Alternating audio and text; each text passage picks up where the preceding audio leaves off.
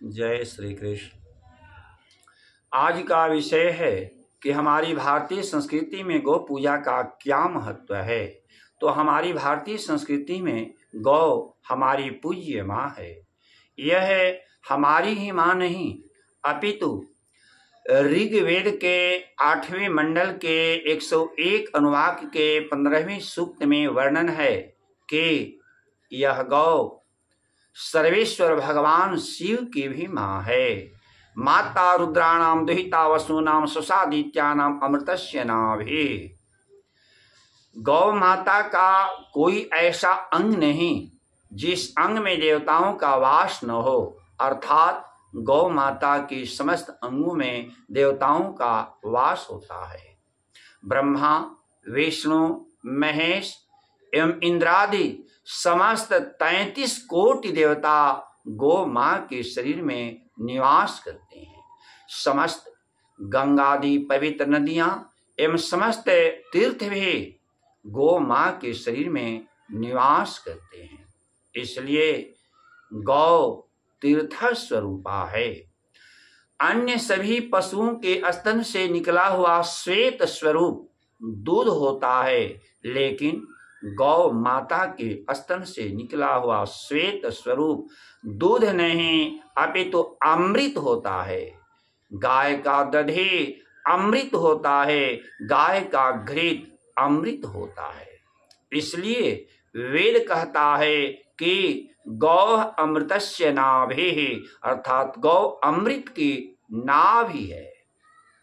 गौ माता को छोड़कर अन्य किसी भी पशुओं के दूध, दधी एवं घृत से पंचामृत नहीं बनता, उससे देवताओं को स्नान नहीं कराया जाता। सिर्फ गौ माता के दूध, दधी एवं घृत से ही पंचामृत बनता है एवं देवताओं को उससे स्नान कराया जाता है। अन्य सभी जीव जंतु एवं पशुओं के किए हुए भोजन का अवशिष्ट भाग जब गुदा द्वार द्वारा बाहर हो जाता है तो वह मल कहा जाता है, वह विष्ठा कहा जाता है।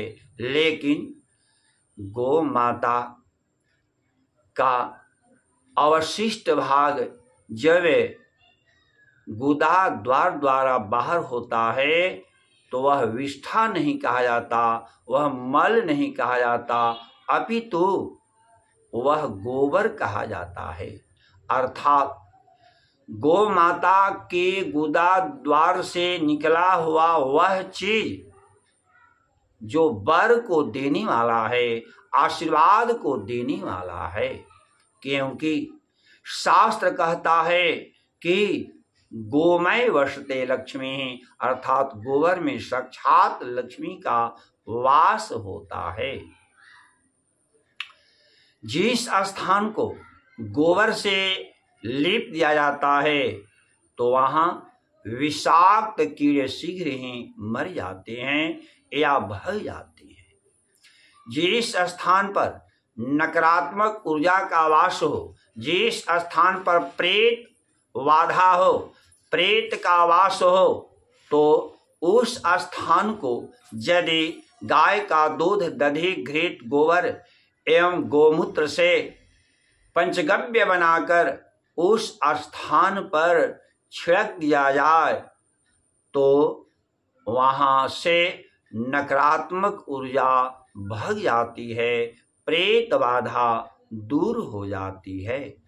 यही नहीं, पंचगव्य का प्राशन करने से हड्डी में भी यदि पाप प्रवेश कर गया हो तो हड्डी का पाप भी शीघ्र ही नष्ट हो जाता है। पंचगव्य का प्राशन करने से समस्त घातक बीमारियां भी दूर हो जाती हैं। अतः गौ हमारे जीवन का आधार है, आरोग्य धाम है। गौ शुभता का प्रतीक है, सुख है, समृद्धि का कारण है।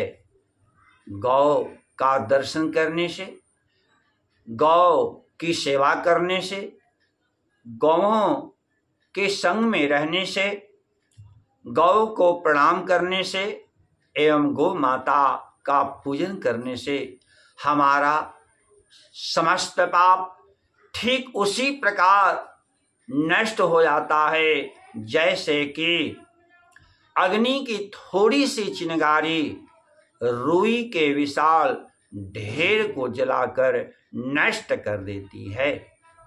अतः गौ हमारी पूज्या है।